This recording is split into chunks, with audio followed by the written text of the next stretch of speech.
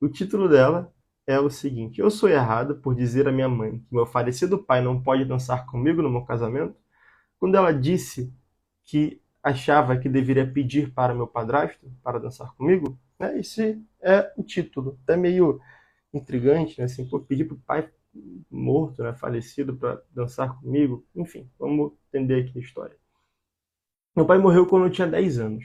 Minha mãe se casou novamente quando eu tinha 14. O marido dela é o Mike. O Mike é legal, gente boa, porém, ele não é o meu pai.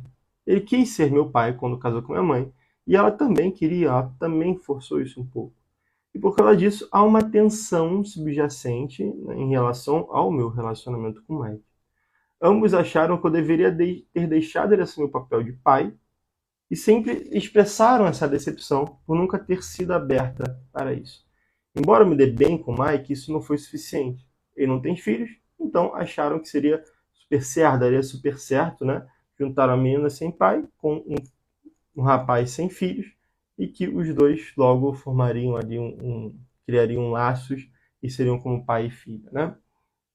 Bom, ela diz trazer tudo isso à tona para dar o contexto e os sentimentos da família, sobretudo da mãe.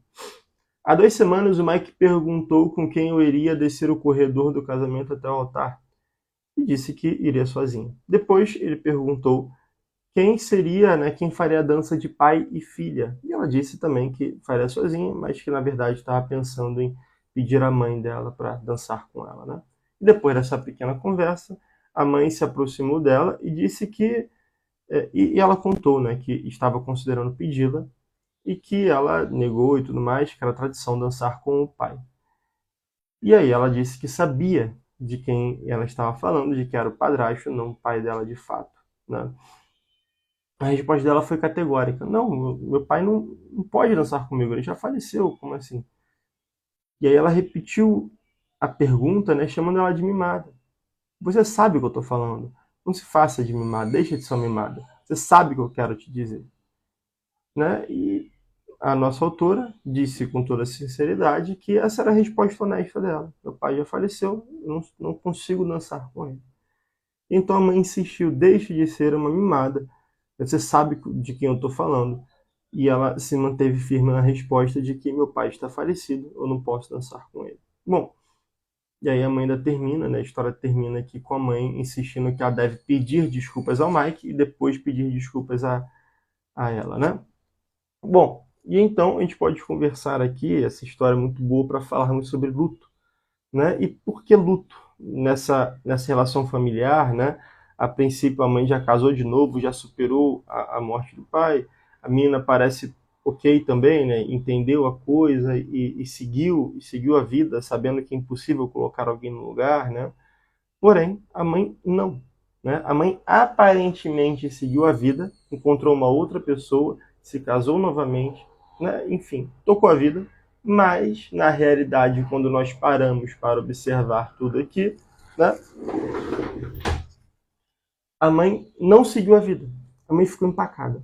A mãe encontrou um rapaz solteiro, sem filhos, para colocar de volta o pai na família, para fazer as vezes do pai na família. O pai faleceu, saiu, então ela procurou outro e colocou no lugar dele. Não é que ela necessariamente iniciou uma nova família, não é que necessariamente ela casou com outro cara, não. Ela só encontrou alguém para repor quem havia perdido. Né? E aí por isso que o luto aqui é a chave central para entendermos a dinâmica dessa família, a briga dessa família. Né? É a dinâmica central para entendermos a briga aqui dessa família. Ora, o que é o luto? O luto é quando perdemos alguém e passamos ali um tempo refletindo, raciocinando naquilo, digerindo aquele acontecimento, para depois seguirmos a nossa vida. Nas cidades mais antigas, né, na época medieval, nas vilas medievais, o que acontecia? Né? Como eram cidades muito pequenas, né, com suas centenas de habitantes, muito difícil, né, algumas só chegavam ao milhar, todos se conheciam. Né? Então, quando a Fátima ali do hortifruti falecia, né, metade da família da cidade era parente da Fátima e a outra metade comprava com a Fátima. Então todos sentiam falta da Fátima. Todos entravam naquele luto coletivo. A cidade inteira se vestia de preto, o comércio fechava mais cedo, alguns dias eventualmente nem abria, né? No sétimo dia, a igreja também se vestia de preto e era celebrada a missa de sétimo dia. Faziam o velório na casa da Fátima, na casa da família da Fátima, né? Recebiam ali os amigos, os parentes, os conhecidos para velá-la em casa. Era uma dinâmica em que toda a cidade junta participava, porque todos eram conhecidos, né? Então, durante uma semana, a cidade inteira diminuía o ritmo, trabalhava-se menos, rezava-se mais, refletia-se mais sobre a vida, sobre a morte. E depois de 7 dias, e 7 dias é um tempo estabelecido pela igreja para que o luto seja bem feito, não seja demais, também não seja muito pouco, depois de 7 dias a vida retomava, né? Voltava ao que era antes. Claro que a família dela poderia até demorar um pouco mais, né? Depois dos 7 dias que ia se desfazer das coisas dela, né? Iam jogar as coisas fora, iam doar para os mais pobres, iam vender, mas a cidade inteira ela voltava ao ritmo natural depois de 7 dias. Então, esses 7 dias são os 7 dias mais profundos de luto, onde de fato devemos parar para refletir, parar para rezar, parar para olhar para dentro de nós mesmos e refletirmos o que estamos fazendo com nossas vidas, para onde iremos depois da morte, né? Como essa pessoa fará falta em nosso convívio, como que ela deixa um buraco aqui em nossa cidade em que outro vai precisar repor e não vai ser da mesma maneira, né? Refletir sobre isso, rezar, ficar triste, chorar, né? E uma semana depois também a vida seguir. Não é que a saudade vai deixar de existir. Não é isso. Não é isso. A saudade vai continuar existindo. E quiser Deus, né, se Fátima for uma boa pessoa, a família dela e os amigos vão sentir falta para a vida inteira. Nunca vai curar essa falta. Só que saudade e luto são duas coisas diferentes. O luto que dura a vida inteira é algo que é problemático, é algo que é doentio. Alguém que vive esses 7 dias durante 70 anos é problemático. Que não consegue voltar ao trabalho com intensidade de antes, que não consegue voltar à família, aos amigos, à igreja, ao amor, né? O que amava as pessoas da mesma intensidade de antes, é um problema, né? Então, 7 dias para viver isso com profundidade, e depois do sétimo dia voltar ao normal, ao aparente normal. E a saudade, ela não tem fim no sétimo dia, pelo contrário, ela continua e muitas vezes aumenta durante a nossa vida, porque a saudade é um testemunho de que aquela pessoa nos faz falta, né? Imagina assim, se alguém aqui já perdeu um parente, né? Eu já perdi meu pai, a gente sabe muito bem como que se dá essas coisas. Algum parente próximo, um pai, uma mãe, uma tia querida, né? Um amigo muito próximo, querido. A gente sabe muito bem como se dá essas coisas. Por mais que o luto passe, né? A tristeza, a saudade permanece. Por quê? Porque foi uma pessoa muito amada. E pessoas amadas a gente nunca esquece, né? Imagine e olhe para si mesmo. Quando você morrer, o que você gostaria? Você gostaria que as pessoas esquecessem de você depois do sétimo dia ou que elas lembrassem de você pela vida inteira? Que elas sentissem saudade pela vida inteira? Você quer ser alguém que deixa marcas?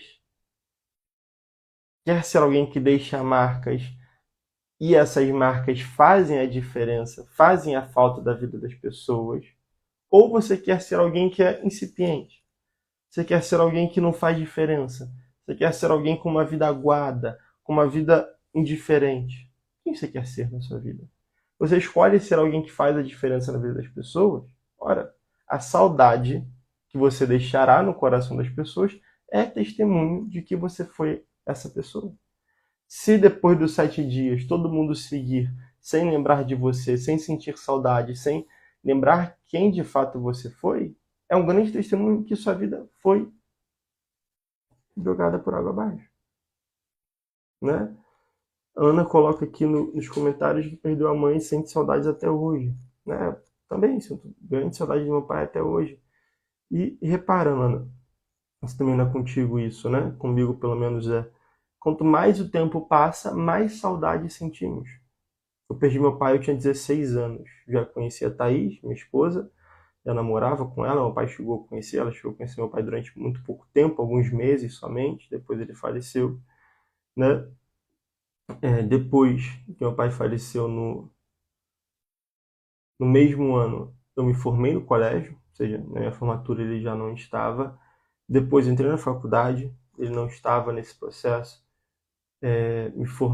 Me formei na faculdade, ele não estava nesse processo.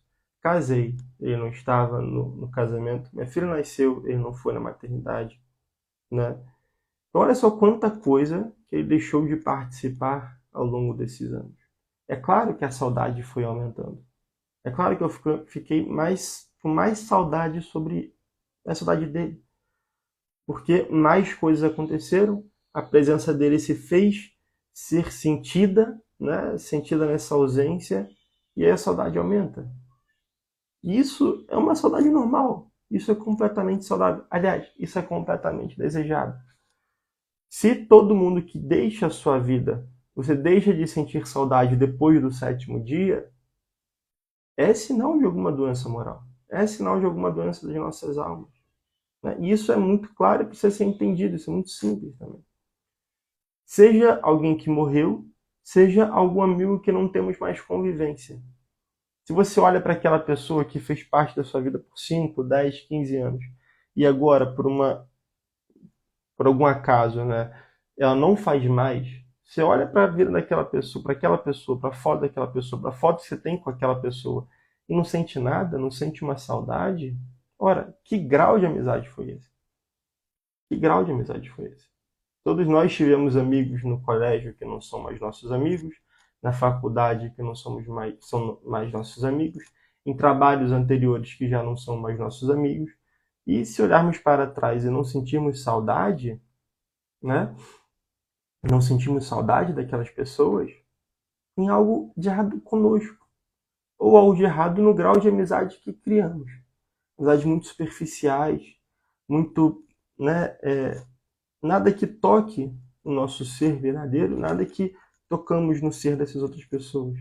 Assim, né, no fundo, uma amizade que termina e não deixa saudades, uma pessoa que termina e não deixa saudades, no fundo, ela poderia ser trocada por qualquer outro, né? Poderia ser outra pessoa. Não precisaria ser o meu pai, poderia ser qualquer outro. Não faz diferença. Se deixa saudade é porque aquela pessoa marcou e só poderia ser aquela pessoa a viver contigo esses anos de vida, né? Poderia ser. E somos insubstituíveis. A partir do momento que nós nascemos, somos somente nós, não outra pessoa. Então, uma relação de amizade deve ser nesse nível e não em outro nível, né? E, de fato, o amor aumenta. O amor aumenta conforme o tempo passa. Tenho certeza que essa menina da história, ela sente ainda mais saudade do pai na medida em que o casamento foi chegando e se consumou. Minha esposa perdeu o avô, né, o parente mais próximo que ela já perdeu. Tenho certeza absoluta que ela queria o avô do lado dela no casamento. Certeza absoluta. Né? Morou com o avô durante um bom tempo. E tenho certeza também, porque a gente conversou sobre isso, cada vez que o casamento chegava mais perto, mais saudade do avô ela sentia. Mais amável, mais amor ela sentia pelo avô. Mais amor eu comecei a sentir pelo meu pai, né? Mais amor aqui a Lana sente pela mãe.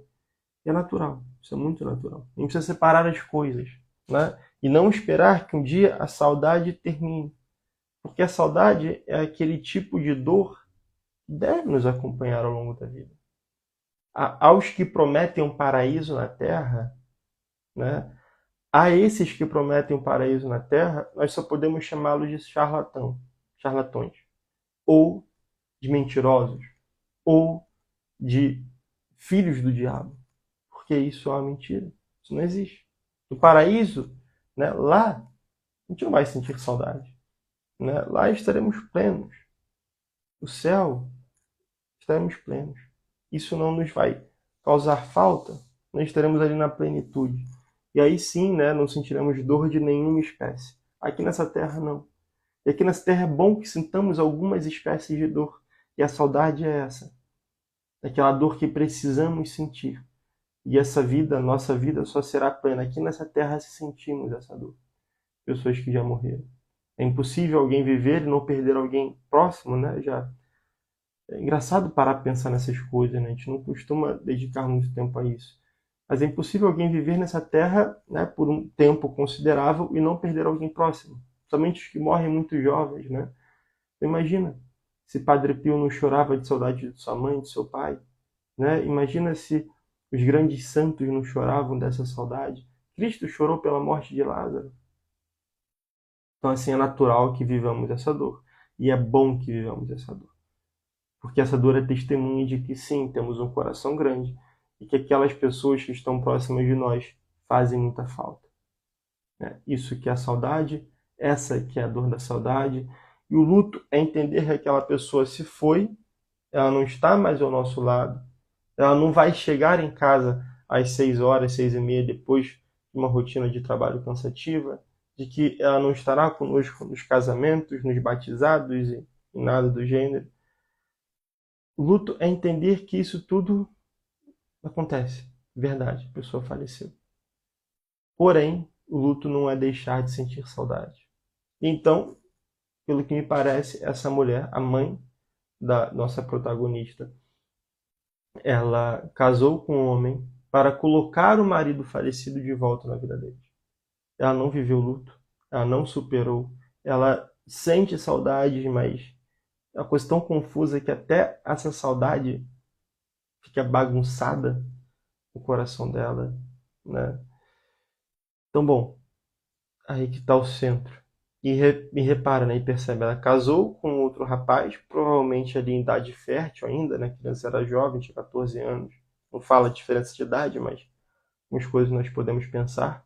Casou com um cara que não tem filhos e também não voltou a ter, não teve outros filhos com ele. Ou seja, o que ela quer desse cara é apenas repor o marido, não é criar algo novo, único e particular com ele. Se fosse, estava tudo certo, né? O marido morreu, ela conheceu outro cara, se apaixonou por outro cara, vive uma vida intensa com esse outro cara, teve uma família com esse outro cara, maravilha, nada de errado. Inclusive, se fosse assim, é capaz da relação dela com o Mike ser muito melhor, né, do que de fato é. Porque de fato entraria ali como um pai na família e não como a reposição do pai perdido. A filha viveu o luto muito melhor do que a mãe. Muito melhor. A saudade encontra um lugar na vida da gente. É possível e necessário conviver com ela de forma saudável. Exatamente. Exatamente. Uma saudade que não seja saudável, né? É esse luto. É esse luto nunca vivido. É esse luto que persiste e vai persistir durante não sei quanto tempo. E a pessoa encarar isso de frente e vencer. Né? E a saudade de fato encontra um lugar no nosso coração, na nossa vida, e ela precisa encontrar, precisa ser presente. A saudade é uma ausência que se torna presente em nossas vidas. A ausência daquela pessoa que está presente em nossas vidas. Ela precisa ter um lugar. Ela precisa ter um lugar. Do meu pai, da sua mãe, do avô, da minha esposa, enfim. Todos aqueles que perdemos ou que deixaram de ser um dia em nossas vidas. Termos saudade. Né? Ter esse lugar no nosso coração. Seria horrível, né, se não sentíssemos saudades, por exemplo, de nossa infância, de nossa adolescência. E também isso não quer dizer que eu voltaria a ser criança se aparecesse um gênio da lâmpada hoje para mim. Né? Não quer dizer. Mas que foi um bom tempo, vivi bem, fui feliz e que me deixa saudade daquilo que já passou. Né? Mas, bom, é isso. Né? Ela está errada em responder, né, que o falecido pai não pode dançar com ela em seu casamento? Não, não está errada. Pelo contrário, que resposta bonita, né? Resposta bonita. A mãe chega e diz: você deveria convidar o seu pai para dançar contigo. E ela responde: mas mãe, meu pai já faleceu. Né? Que resposta bonita, profunda e verdadeira, né? Meu pai não é o meu padrasto. Meu padrasto é meu padrasto. Tenho carinho, consideração, amizade com ele, na medida em que ele é meu padrasto. Na medida em que ele é meu pai, nada. Porque ele não é. Né? Na medida em que ele é o novo marido da minha mãe, maravilha. Na medida que ele era o primeiro marido da minha mãe, não. Né? Então, a filha tem essas coisas muito claras, é muito bonito ver essa resposta. Meu pai nunca vai deixar de ser e não há outro que faça, que esteja no lugar dele.